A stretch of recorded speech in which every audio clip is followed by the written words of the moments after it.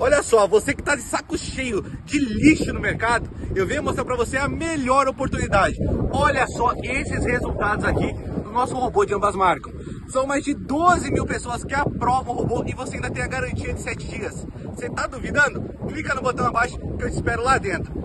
E aí, ô Mauro, eu queria entrar no destaque já adversários do Brasil. Ontem a Suíça, que é um time que teoricamente vai se defender mais do que a Sérvia, perdeu pra Gana, cara. E aí, o que esse resultado influencia, na sua opinião? Porque eu também queria entrar em outra discussão, que é o fato do Brasil não ter se preparado com amistosos, né? E aí essa é uma outra vertente, é um outro escopo dessa preparação brasileira.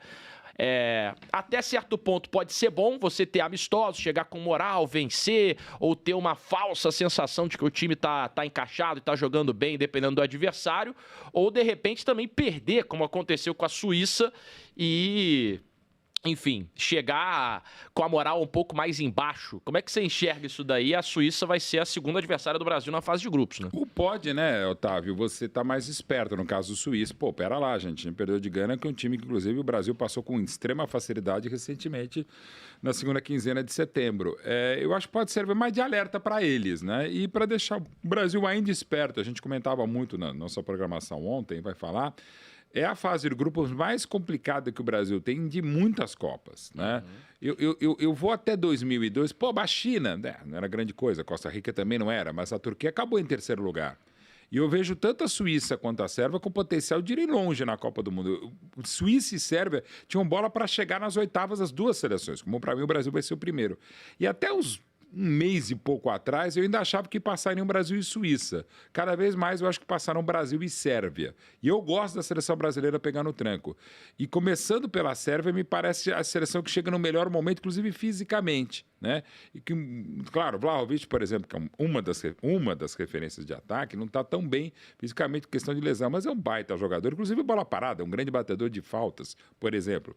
Então, assim, é um time muito legal, um time que eu gosto de falar sempre, é um time que deve ter de 6 a 7 canhotos e 2 ambidestros nessa equipe. Pô, o que tem a ver com o time canhoto? Canhoto normalmente é diferente. O Zivkovic, que é o ala pela direita, é um canhoto, que também não é normal, né? O cara, um dos espetados. O Kostic, que é o ala pela esquerda, que é um ótimo jogador da Juventus, e era do Eintracht, também é muito bom. Eles são equipes muito interessantes e fortes fisicamente. Porém, aí cresce o Brasil, o lado mais frágil da seleção da Sérvia é exatamente o tridente defensivo. E aí o Brasil pode se criar. Então, acho que esse jogo, esse resultado da Suíça pode alertar os suíços mais do que falar para o Brasil, pô, os caras perderam para a Gana que a gente ganhou bem, tamo fácil. É outra história, ainda mais uma semana antes da Copa do Mundo.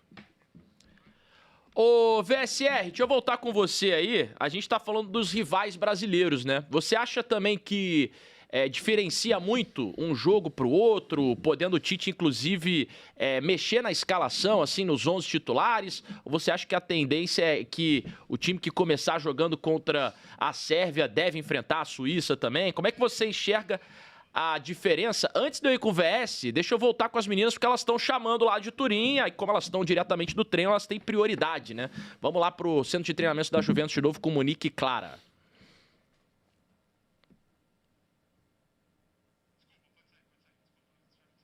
Ah, na verdade elas chamaram pra avisar que precisariam sair, né? Acabou a parte delas. Cortaram no treino. É exatamente isso. Chegou lá e cortou a imagem, o som, cortou tudo. Sem imagem, sem informações direto do treino, mas daqui a pouco elas voltam do lado de fora pra gente continuar batendo esse papo e elas trazerem as impressões dela de tudo que elas viram e estão conseguindo espionar por lá. Deixa eu voltar com o VSR ali direto do Catar, já tá com a gente novo aqui no telão, VS.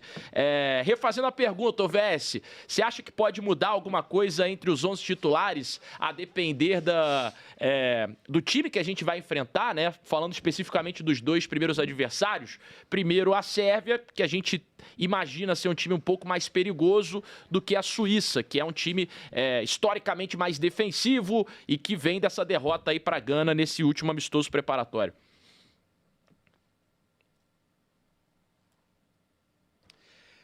Eu acho assim, eu acho que se o Tite for mudar muito de um jogo para o outro, é porque o primeiro jogo foi ruim, né? Eu acho que o trabalho do Tite é um trabalho sólido, é um trabalho de 6 anos, né? Então, assim, ele tem ali as ideias dele muito bem definidas. Ele tem ali um time titular muito bem definidos, pelo menos, sei lá, 8 dos 11 muito bem definidos. Então, eu acho que se ele for mudar muito, até para não usar uma expressão que Mauro Betting criou, que é professor Pardal e que eu odeio. Isso é horroroso. Então, assim, eu acho que ele só mudaria se desse alguma coisa muito errada. Porque na prática, e assim, eu não estou falando isso por soberba, não. Acho que você não tem nenhum problema você armar o seu time ou fazer adaptações em função do que o adversário faz. Mas é que eu acho que contra o Brasil é mais normal, é mais esperado que o outro mude, né?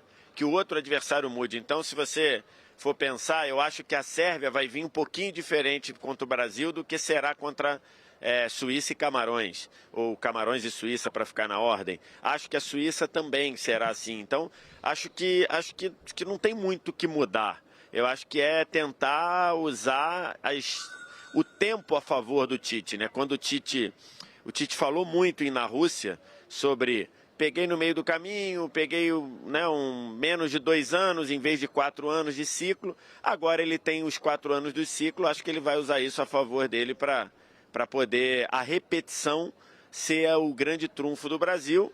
E se você for ver aí, né, fica sempre aquela questão do enfrentamento com o europeu que não aconteceu, né? No ciclo inteiro o Brasil enfrentou uma vez a República Tcheca, lá no segundo semestre de 2019. Mas acho que se você pegar ideia de jogo, talento, esse balanço todo, eu acho que o Brasil tem algo que poucas seleções do mundo têm. Talvez a França, sendo que a França está toda quebrada, né? Por causa de lesões. Perfeito. E isso que ele diz é interessante também por um ponto. O ponto de que as seleções que vão enfrentar o Brasil, pelo menos nessa fase de grupos, elas vão jogar diferente contra o Brasil. No mata-mata também, isso não é, como destacou o Vitor Soberba, é histórico. Umas mais, outras menos.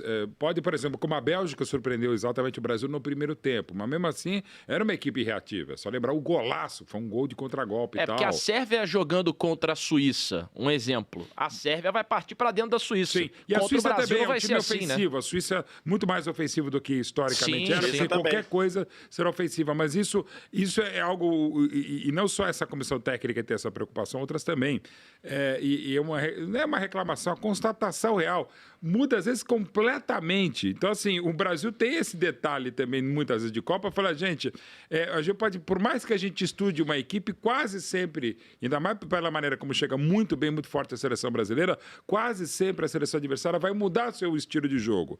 A Sérvia mesmo é um time que é mérito da Sérvia, é um time que pode trabalhar a bola desde atrás bem, pode espetar, sobretudo com o Kostic pela ala esquerda também, pode fazer um jogo físico, pode fazer um jogo bem combinado e tal, mas certamente contra o Brasil vai ter um time um pouquinho mais atrás. Os dois atacantes mais do Tadic vão estar num posicionamento, um bloco defensivo um pouquinho mais atrás. Então já muda de configuração e já é mais um desafio para a seleção. A Suíça que tem ótimos atacantes, né? E chegando em boa fase, né? Além de Xhaka e Shaqiri, que todo mundo já conhece.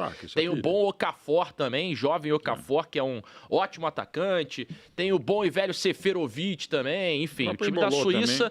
o próprio Embolo, exatamente, fazendo ótima temporada. Galera que fala assim, a Suíça historicamente é defensiva e tal, não sei o quê. Não, olho também no ataque da Suíça, que é um ataque perigoso.